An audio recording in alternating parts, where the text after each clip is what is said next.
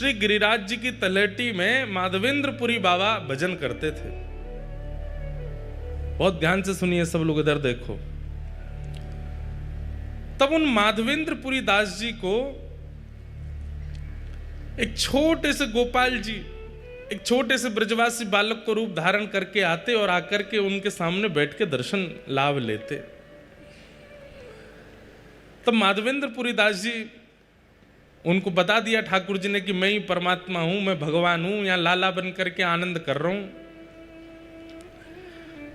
तब एक दिन माधवेंद्रपुरी दास जी ने पूछा कि आपके श्याम वर्ण अंग पर हमें कभी कभी ऐसा अनुभव होता है कि अत्यंत प्रश्वेत, बहुत पसीना आपको आता है, और कोई कोई आपके अंग में जैसे छोटे छोटे छोटे छोटे कुछ ऐसे चिन्ह दिखाई देते हैं, ऐसा लगता है कि आप श्रमित हो गए हो।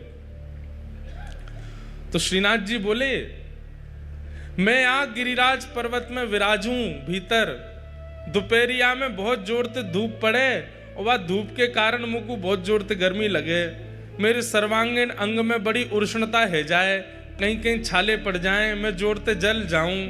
वैसे तो मुझको दूध को अभिषेक किया जाए, मुझको दूध पिवायो जाए, मुझको 56 भोग परवाए जाए, पंचामृत अभिषेक ते मेरो आनंद कियो जाए, पर वासे नैकात देर के काजे तो सुख मिले, लेकिन फिरते ये पीड़ा हेन लग जाए।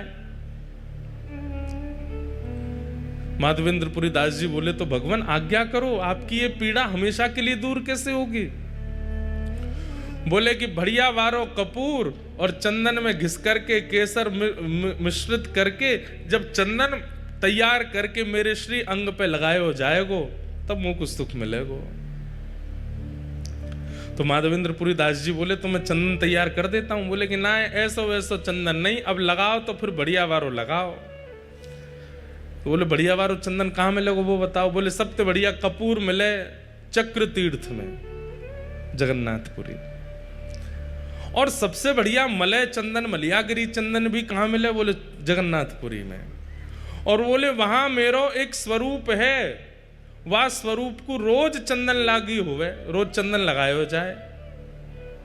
आप तो वहीं जाओ और वहां से चंदन लेकर के आओ और आकर के मेरे श्री अंग पे लगाओ, तब मुझको सुख मिलेगा। तब माधवेंद्रपुरी दास जी श्रीनाथ जी की आज्ञा प्राप्त करके निकले हैं नीलाचल धाम के लिए, ठाकुर जी के सुख के लिए। देखो एक बात, हम लोग ठाकुर जी की सेवा में कोई भी सामग्री प्रस्तुत नहीं कर सकते। उस सामग्री में भी सर्वश्रेष्ठ सामग्री जो हो, और वो सामग्री भी सर्वश्रेष्ठ रूप से जहां निर्मित होती हो, वही ठाकुर जी की सेवा में लानी चाहिए।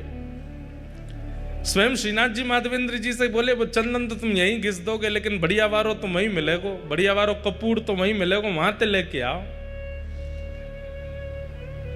इसका मतलब क्या है? ठाकुर जी को विशेष प्रिय नहीं है, लेकिन वो हमें परखते हैं कि हमें प्रस्तुत करने के लिए कुछ विशेष देना उचित लगता है कि नहीं, वो ठाकुर जी देखते हैं। अब चंदन यात्रा पे आप अपने घर पे चंदन घिस के लगा दो ठाकुर जी को, ठाकुर जी कहेंगे ठीक है, काम चलाओ तो कर ही दियो काम, लेकिन आप पूरी उसकी व्यवस्था करो, वहां से जल मंगा रहे हैं, वहां से कपूर मंगा रहे हैं, वहां से केसर मंगवा रहे हैं, 4 आदमियों को भेज के कर रहे हैं, स्वयं जाकर के कर रहे हैं, उससे ठाकुर जी और ज्यादा प्रसन्न होते हैं। देखो मेरे सुख के काजे कितना श्रम कर रहे हो है। हमारे गिरधर लाल जी की स्नान यात्रा पर स्नान होता है। अब स्नान यात्रा, स्नान कराना है, टोंटी का जल भरो, करा दो स्नान, उसमें थोड़ा केसर आदि डाल दो, करा दो स्नान। नहीं, हम हमारे सब वैष्णव, सब हमारे जितने मित्र परिकर हैं, जितने हमारे पंडित जी, सबके साथ अवसर होगा, कथा नहीं है तो स्वयं जाएंगे। कहाँ? उत्तराखंड। उत्तराखंड में श्री यमुना जी सबसे पहले पृथ्वी पर जहां आती हैं, उस स्थान का नाम है कटा पत्थर। कटा पत्थर में जाएंगे उत्तराखंड में, वहां से स्नान करके विधि पूर्वक प्रत्येक कलश का पूजन करेंगे। कलश का पूजन करके फिर वहां से शुद्ध यमुना जी का जल, क्रिस्टल वाटर, बिल्कुल दिख जाए नीचे तक महाराज, वहां से यमुना जी लाएंगे।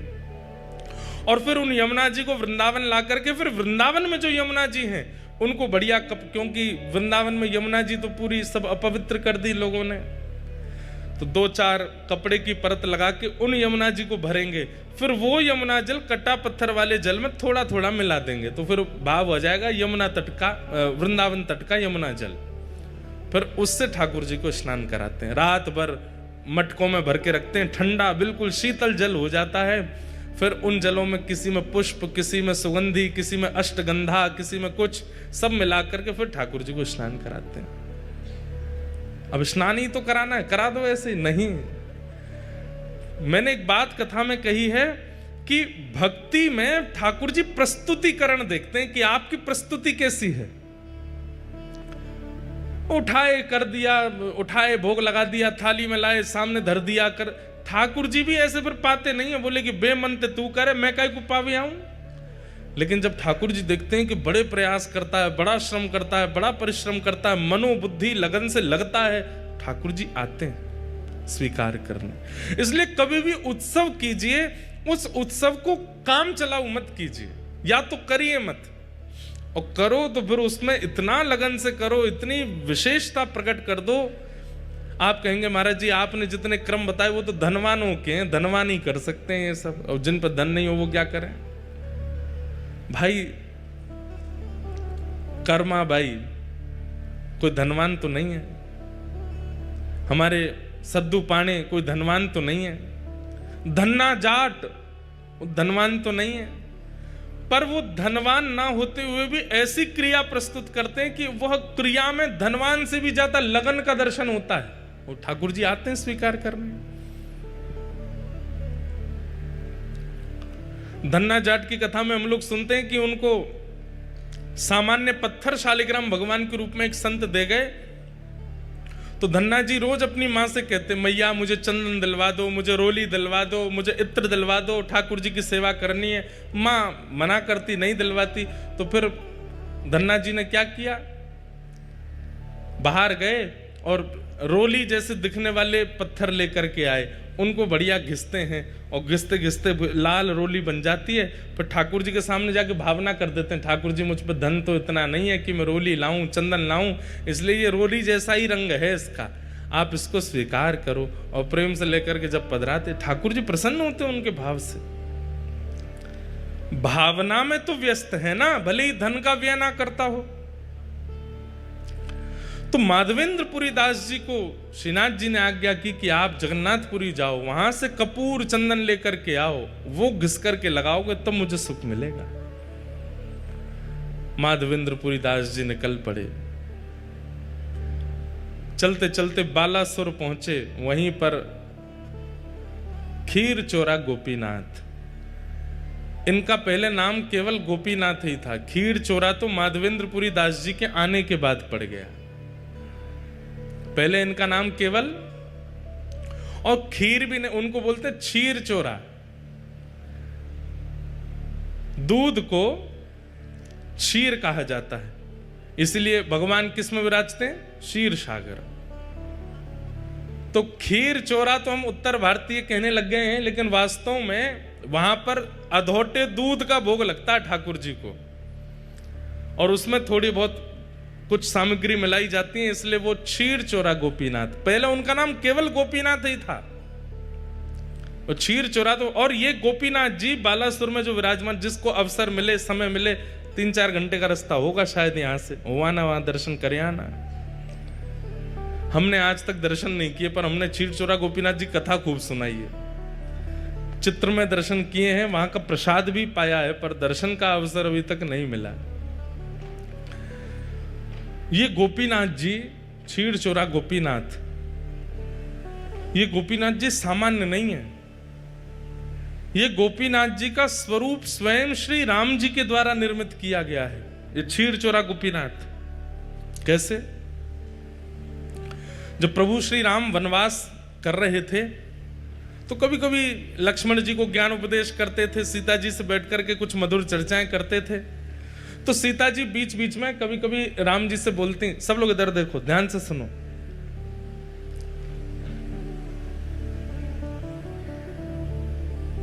राम जी से कहती, हमने सुना है कि आप द्वापर में कृष्ण रूप धारण करोगे, तो राम जी कहते हैं हाँ, कृष्ण रूप तो धारण करेंगे। और हमने ये भी सुना है कि आपके समस्त अवतारों में अत्यधिक सुंदर अवतार आपका जो होगा वो कृष्णावतार होगा, जिसके रूप को देख करके असंख्य गोपियां, असंख्य ब्रजवासी गण जहां से भी आप गुजरेंगे सब आप पर न्योछावर हो जाएंगे, ऐसा आपका रूप होगा, मैंने सुना है। तो राम जी बोले अब ये तो प्रभु जाने, राम जी भी कोई कम सुंदर थोड़े ही हैं। वर्णन आता है कि राम जी जब वनवास करते हैं तो वनवास करते समय वहां के संत जन, वहां के निवासी जन उनके पास राम जी सामग्री लेने के लिए जाते हैं। वैसे तो सामग्री सब प्रस्तुत राम जी के पास हो जाती है, लेकिन कभी कभी सामग्री प्रस्तुत नहीं होती तो राम जी जाते हैं और जाकर के कहते हैं कि हमें प्रसाद सिद्ध करना है, आदि हमें ये सामग्री दे दो। तो सूखी सामग्री, पक्की सामग्री, जो भी सामग्री देते हैं। अब उस काल में कोई बड़े बड़े व्यापारी तो होते नहीं थे, सब लोग सामग्री व्यय करते थे, उसका जो धन मिलता था उससे घर चलता था। अब राम जी जब, वो तो वनवासी हैं, उन पर धन तो होता नहीं था, तो सब सामग्री लेते थे। तो सामग्री लेने वाले, अब देने वाले को क्या दें? राम जी के पास कोई मुद्राएं तो है नहीं।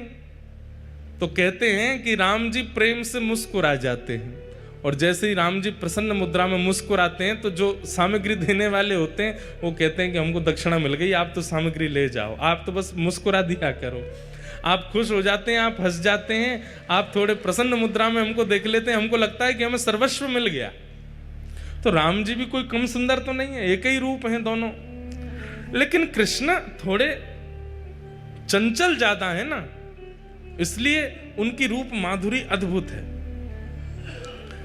तो सीता जी बोली द्वापर में आप कृष्णावतार धारण करेंगे, और हमने सुना है कि वो कृष्ण स्वरूप बड़ा सुंदर होगा। राम जी बोले अब कोई कम सुंदर है हम? बोले नहीं, सुंदर तो आप अभी भी बहुत हो, पर हमें लगता है कि अभी आप इतने सुंदर हो तो कृष्णावतार में और सुंदर, इससे सुंदर और क्या होगा?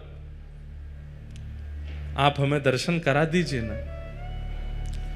तो राम जी बोले ठीक है, समय मिलेगा तो मैं दर्शन कराऊंगा।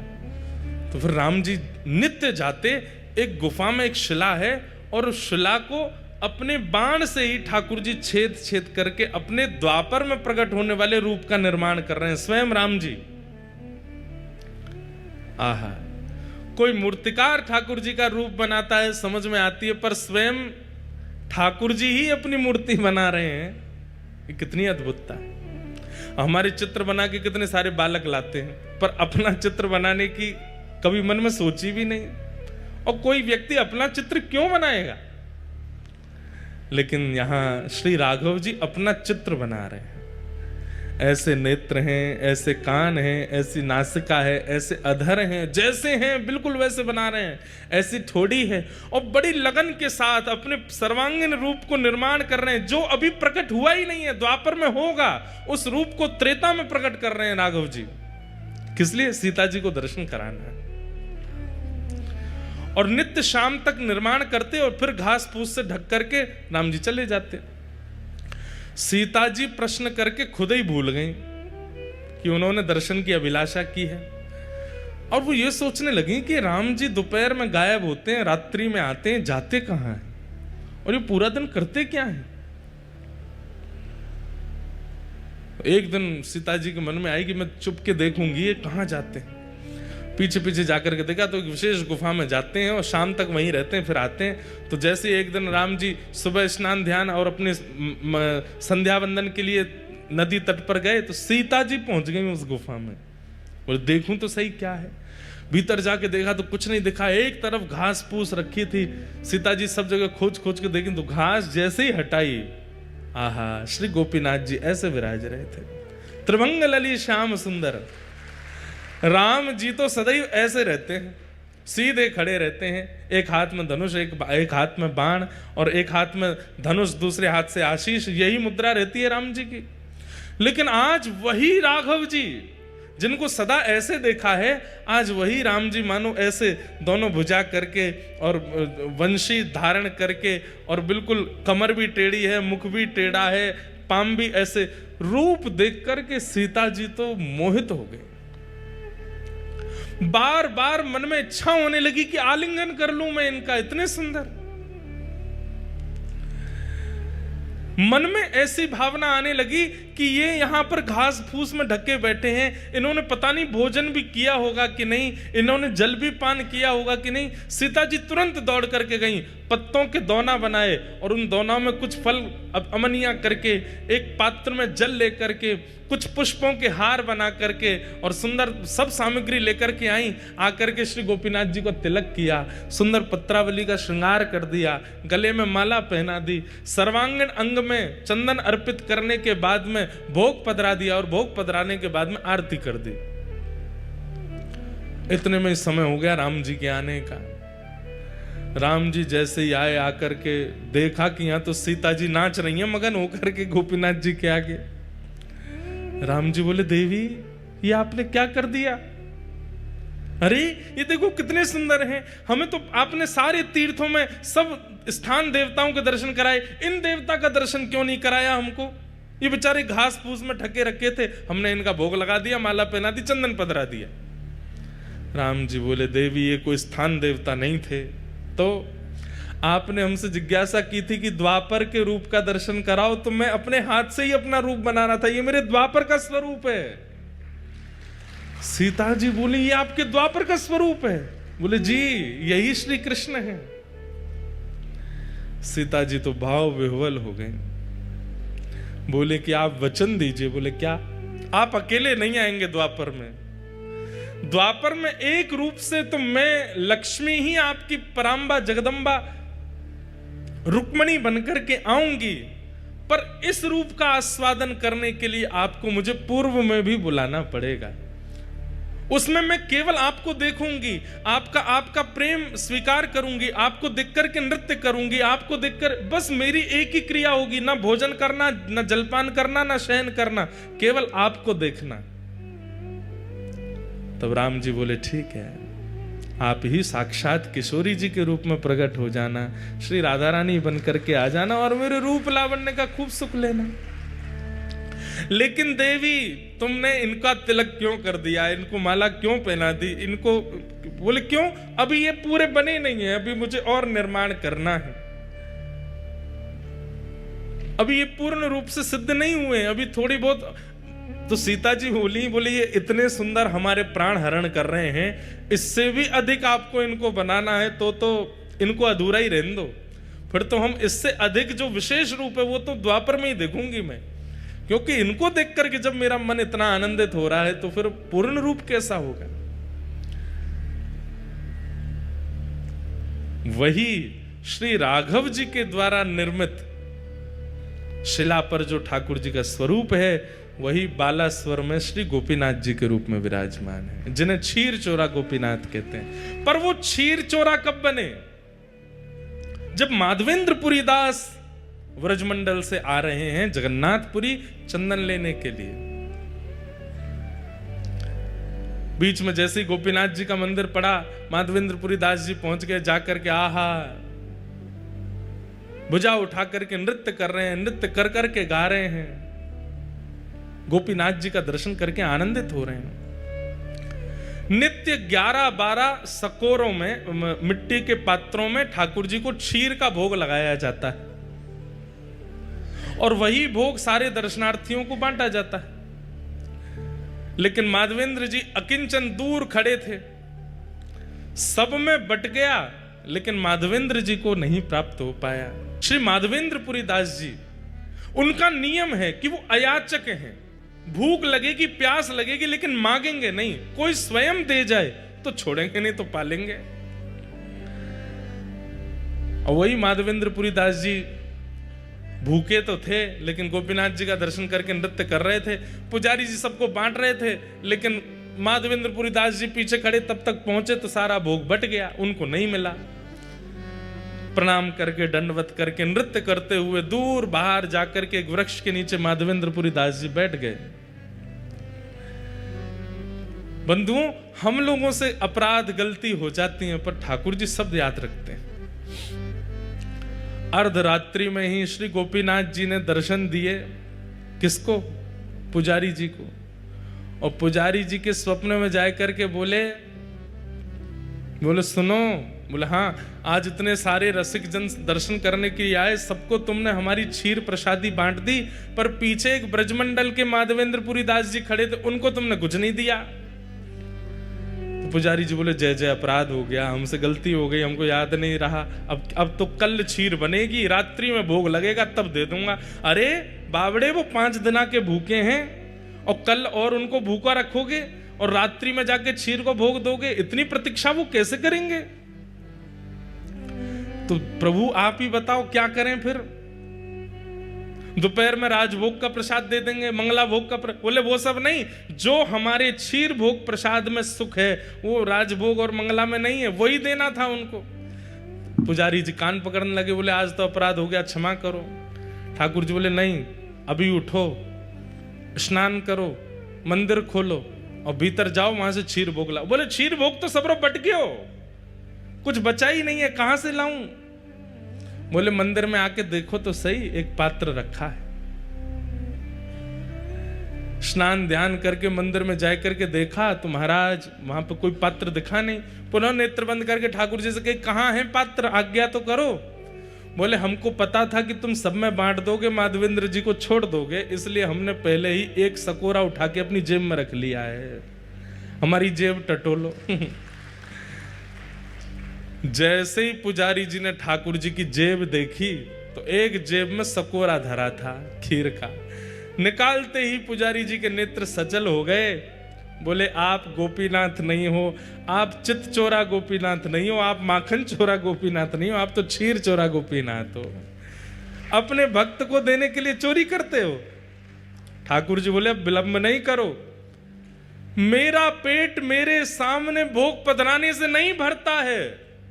मेरे सामने पधराई हुई वस्तु जब मेरे भक्तों को पवाई जाती है तब मुझे शांति मिलती है, तब मुझे आनंद मिलता है। जब तक माधवेंद्र जी को प्रसाद नहीं मिलेगा मुझे नींद नहीं आएगी। जल्दी जाओ पवा दो।